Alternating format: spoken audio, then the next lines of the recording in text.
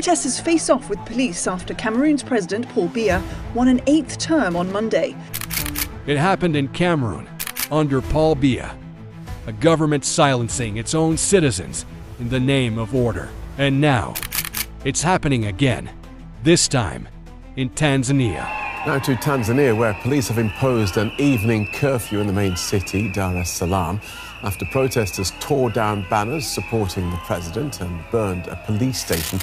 Chaos erupted in various towns in Tanzania as the country held their presidential elections, marked by concerns from human rights groups alarmed over detention of opposition members. Internet connectivity was disrupted across the country shortly after hundreds of protesters set ablaze a rapid transport bus and a gas station. The streets of Dar es Salaam burn with anger. Sirens echo through the night. And a new generation is refusing to bow. CCM! Hatutaki! CCM! Hatutaki! CCM! A curfew has been declared, the internet cut off, and the people's voices drowned in tear gas. But in the heart of the storm, Africa's youth are reminding the continent that silence is no longer an option. Just when the world thought it was over, reports say protesters have stormed military barracks, pleading for the army to take control.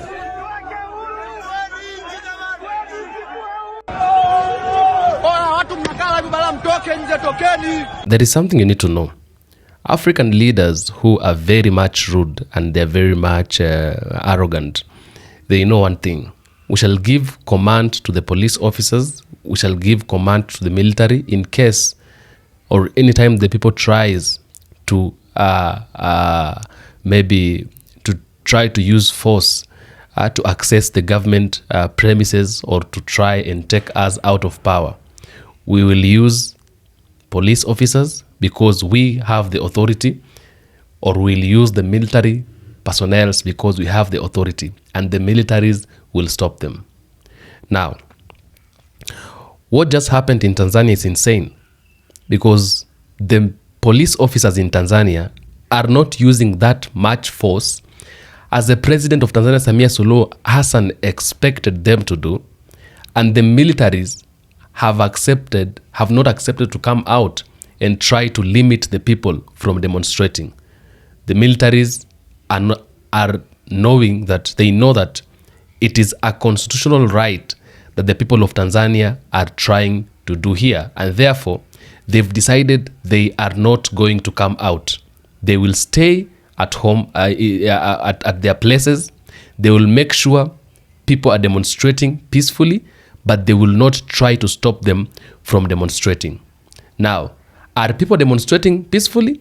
No, they are not, because the government must listen to the people. And despite the fact that people are not demonstrating peacefully, the militaries still, they didn't come out to try and stop them. The militaries are quiet, despite the instruction from the president for the military to come out and stop people from demonstrating, using power to stop people from demonstrating. How is this dangerous? This is dangerous because maybe the military, number one, maybe the military of Tanzania, they have now come back to their senses and they know what people are doing their constitutional right. Or number two, they know very well that this country is not in good position in the hands of Samia Suluhu Hassan. And therefore, if people have decided to come out to make sure that they are going to change everything, or they've come out to try and amend, then so be it. Or number three, maybe the military have felt like it is high time we can take over this country. That is why they cannot stop people from demonstrating. This one is very dangerous. That is what happened in Cameroon. That is exactly what happened in Cameroon. The president issued instructions, but the military did not follow the instructions because also the military were tired. Therefore, Samia Suluhu Hassan, wherever she is, she must be very careful, and right now she needs to run if she can be able to run. she needs to flee away if she can be able to fly away. Africa is changing, and people in Africa, they have decided they cannot sit down and see things like this happening. That is what exactly happened in Cameroon, and that is how people always overwhelm the government. The moment the military does not respect you, you need to expect the worst. Take a look at this video and then tell me what you think on the comment section. I will do my best to make sure I read all the comments and give a response where possible. Because now people in Tanzania, they are doing things however they want. Nobody is stopping them from doing it. And this one can bring the government of Tanzania down in minutes. Take a look. In what was meant to be a moment of democracy, Tanzania has found itself repeating the mistakes of others. Just like Cameroon, under Biya's iron rule, the government faces its own people, not with dialogue, but with force. President Samia Suluhu Hassan, once celebrated as a symbol of hope and reform, now stands accused of walking the same path of repression. A nation watches in fear, while the rest of Africa asks, is this the beginning of another long reign built on fear? Welcome to the African Discovery, where we uncover Africa's untold stories and explore the deeper meaning behind today's biggest events.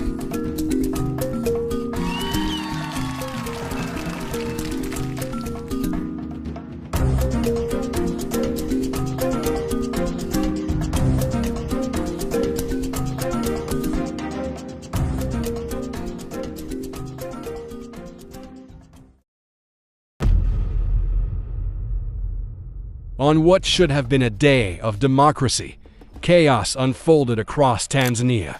In Dar es Salaam, the beating heart of the nation, peaceful protests quickly turned violent. Demonstrators demanded electoral reforms and freedom of political expression. But instead of listening, authorities answered with force. The police fired tear gas, protesters set vehicles ablaze, and hospitals began to overflow with the wounded. By nightfall, the government imposed a strict curfew, ordering citizens to remain indoors after 6 p.m. 2 people, a civilian and a police officer, were killed during election day demonstrations in Tanzania, with the state putting the city of Dar es Salaam under 6 p.m. curfew, following a tense election day marked by protests and unrest across many parts of the neighbor to the south. Dar es Salaam Special Zone Police Commander Jumanne Muliro did not specify, however, when the curfew is expected to be lifted. The message was clear. Dissent will not be tolerated. Even more chilling, the internet went dark. Net blocks confirmed a nationwide blackout, cutting Tanzanians off from the world and from one another. But when the light of truth is blocked, anger only burns brighter. As fear deepens, reports now claim that thousands of Tanzanians have gathered outside military barracks, pleading with soldiers to intervene. Sisi tunawapenda sana. We love our country. Tanzania ni nchi yetu, hatuna nchi nyingine. Kwa hiyo sisi hatuna shida kabisa na nchi yetu. Sisi tunatetea utekaji. The rumor, circulating across verified accounts on social media, suggests a desperate call for the army to take control. Whether true or not, the sentiment reveals something undeniable. A nation that no longer trusts its leaders to listen. To understand this eruption, we must rewind. President Samia Suluhu Hassan rose to power in 2021 after the death of John Magufuli. At first, she was hailed as a reformer, a leader who would restore free speech and reopen political space. But as the years passed, the optimism faded.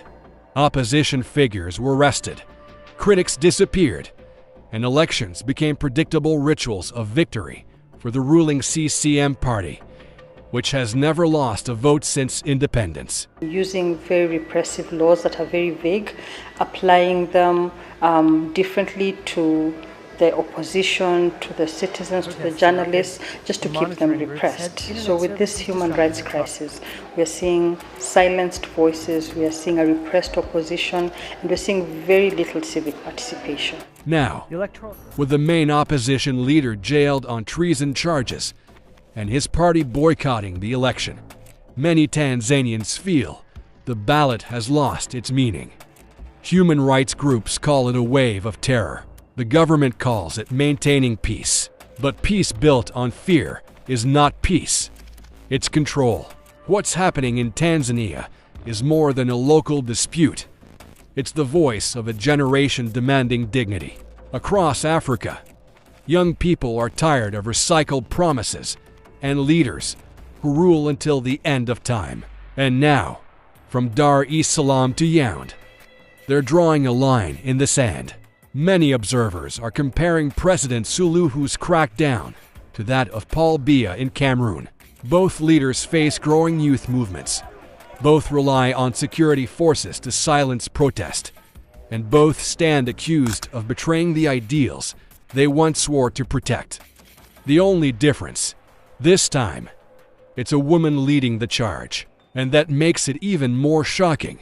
Is President Suluhu following the footsteps of Paul Biya? Or is she trying to prove that repression has no gender? Either way, the result is the same: silence, fear, and resistance. Tonight, Dar es Salaam is under curfew.